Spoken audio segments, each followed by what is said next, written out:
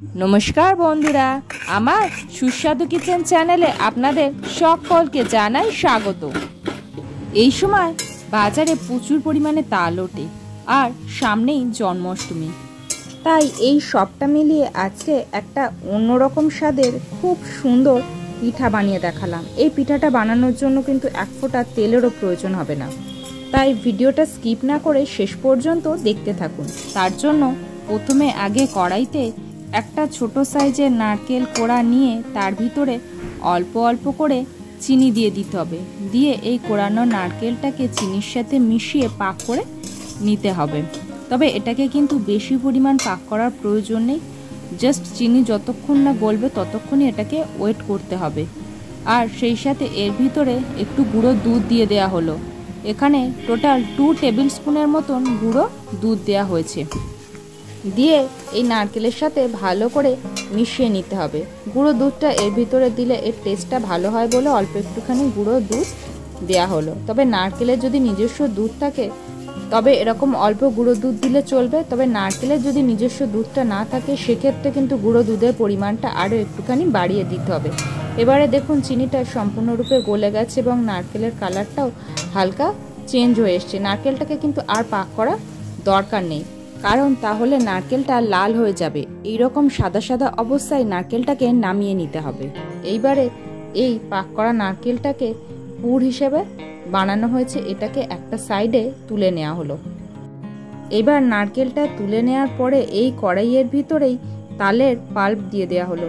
তালের পাল্পটা কিন্তু একদম এরকম ঘনভাবেই বার করতে হবে, মানে তালের যে আটিগুলো মাখার সময় কিন্তু অল্প জল দিয়ে মেখে এই রকম ঘন তালের পাল্প বার করে নিতে হবে। এখানে 4 টেবিল স্পুনের মতন তালের পাল্প দিয়ে দেয়া হলো। তালের পাল্পটা দেওয়ার সাথে সাথে কিন্তু এটাকে খুন্তি দিয়ে নাড়াতে হবে, যাতে এটা তলায় জড়িয়ে না যায়।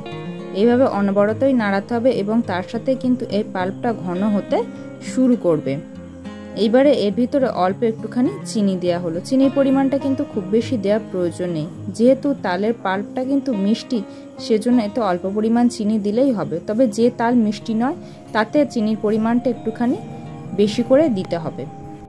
দিয়ে এইভাবে অনবরত নাড়াতে হবে যতক্ষণ না চিনিটা মেল্ট হয়ে এর সাথে ভালোভাবে মিশে যায়। এইভাবে অনবরত নাড়াতে নাড়াতে এটা আরও ঘন হয়ে যাবে এবং চিনিটাও এর সাথে খুব ভালোভাবে মিশে যাবে। তাই বেশ 2 মিনিটের মতো এই তালের পাল্পটাকে চিনির সাথে ভালো করে নাড়িয়ে নেওয়া হলো। তার ফলে তালের পাল্পটার সাথে চিনিটাও মিশে গেল এবং এই পাল্পটা আরও বেশি ঘন হয়ে গেছে। এবারের কালারটা হালকা একটু চেঞ্জ হয়ে এসেছে। এর ভিতরে অল্প একটুখানি নুন দেওয়া হলো। নুনটা দিয়ে ভালো করে মিশিয়ে নেওয়ার পরে এইবার এই তালের পাল্পটাকে কড়াই থেকে তুলে একটুখানি ঠান্ডা করে নিতে হবে। এবার পাল্পটাকে একটা বাটিতে তুলে নেওয়া হয়েছে, অল্প একটু ঠান্ডা হয়ে গেছে। এইবার এর ভিতরে এখানে কিছুটা পরিমাণ চালের গুঁড়ো দিতে হবে। চালের গুঁড়োটা ঠিক পাল্পে যতটুকু প্রয়োজন ততটুকুই দিতে হবে। পাল্পটা তো দেখেছেন বেশ ঘন করে বানানো হয়েছে, আর ঠান্ডা হওয়ার ফলে আরও একটু ঘন হয়ে গেছে। এটা মাখার জন্য ঠিক যতটা পরিমাণ চালের গুঁড়ো প্রয়োজন ততটাই দিচ্ছি। যখন এটা বেশ একটু শক্ত শক্ত হয়ে যাবে, মিশ্রণটা ঠিক যখন এই রকম শক্ত হয়ে যাবে তখনই বুঝবেন এটা পারফেক্ট হয়েছে। তবে এই মিশ্রণটা নরম থাকলে কিন্তু এই পিঠাগুলো একদমই ভালো হবে না। এইবারে কাঁঠাল পাতা নেওয়া হয়েছে। কাঁঠাল পাতার পিছন পিঠটা এখানে নিতে হবে, আর এই যে কাঁঠাল পাতার নিচের দিকে যেখানে বোটা থাকে বোটার সাইডটা কিন্তু ছুরি দিয়ে কেটে দিতে হবে। তারপরে যে নারকেলের পুরটা বানিয়ে নিয়েছিলাম সেই পুরটা দিয়ে দিতে হবে। দিয়ে একটা কাঁঠাল পাতার ওপরে বিশেষ করে পিছন পিঠে এই তালের পেস্টটা দিতে হবে অল্প করে। দিয়ে তার মাঝখানে এভাবে নারকেলের পুরটা একটুখানি পাতিয়ে দিয়ে আর একটা কাঁঠাল পাতার ওপরে পুরটা দিয়ে এইভাবে হাতের সাহায্যে একটুখানি প্রেস করে নিলেই কাঁঠাল পাতা দুটো একে অপরের সাথে জড়িয়ে যাবে এবং ভিতরে তালের পাল্পটাও দুদিকে হয়ে যাবে। এইবারে একটা পাত্রে জল বসিয়ে তার উপরে এইরকম একটা পাত্র দিয়ে সমস্ত কাঁঠাল পাতার এই পিঠাগুলো দিয়ে দিতে হবে। দিয়ে এটাকে ঢাকা দিয়ে রেখে দিতে হবে। এইভাবে সমস্ত পাতা পিঠাগুলো বানিয়ে নিয়ে একটার উপরে একটা দিয়ে মোটামুটি এই জলের ওপরে 20 মিনিটের মতন বসিয়ে রাখতে হবে। 20 মিনিট পর ঢাকনা খুললে বুঝতেই পারবেন পাতাগুলোর রং চেঞ্জ হয়ে গেছে, তখন এগুলোকে নামিয়ে নিতে হবে। নামিয়ে কিন্তু একটুখানি ঠান্ডা করতে হবে, ঠান্ডা করলে তবেই কিন্তু এটা শক্ত হবে। তারপর এইভাবে ওপর থেকে পাতাগুলো তুলে নিলেই দেখবেন এই রকমভাবে সুন্দর পিঠা তৈরি হয়ে গেছে। এইরকম একটা সাইডে পাতার শেপও চলে এসছে।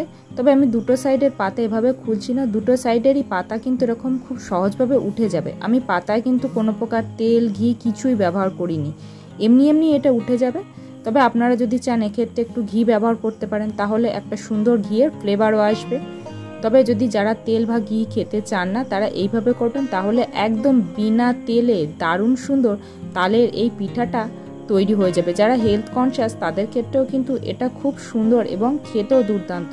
তাই পাতা সমেত একটা পিঠ রেখে দিয়েছি। এইবার এইগুলোকে আমি আস্তে আস্তে প্লেটে সার্ভ করে দেখাচ্ছি। তালের বড়া, তালের ফুলুরি, তালের পোয়া পিঠা এসব তো অনেক খেয়েছেন, তবে তেল ছাড়া এইভাবে তালের পাতা পিঠা একবার বানিয়ে দেখুন, এটা কিন্তু দুর্দান্ত লাগবে। আমার এই ভিডিওটা আপনাদের কেমন লাগলো অবশ্যই কমেন্ট করে জানান। ভালো লাগলে একটা লাইক করুন, পরিবার, বন্ধুবান্ধব, আত্মীয় স্বজনের সাথে এটি শেয়ার করুন এবং আমার এই ছোট্ট পরিবারের সদস্য হতে চ্যানেলটি সাবস্ক্রাইব করে পাশে থাকুন।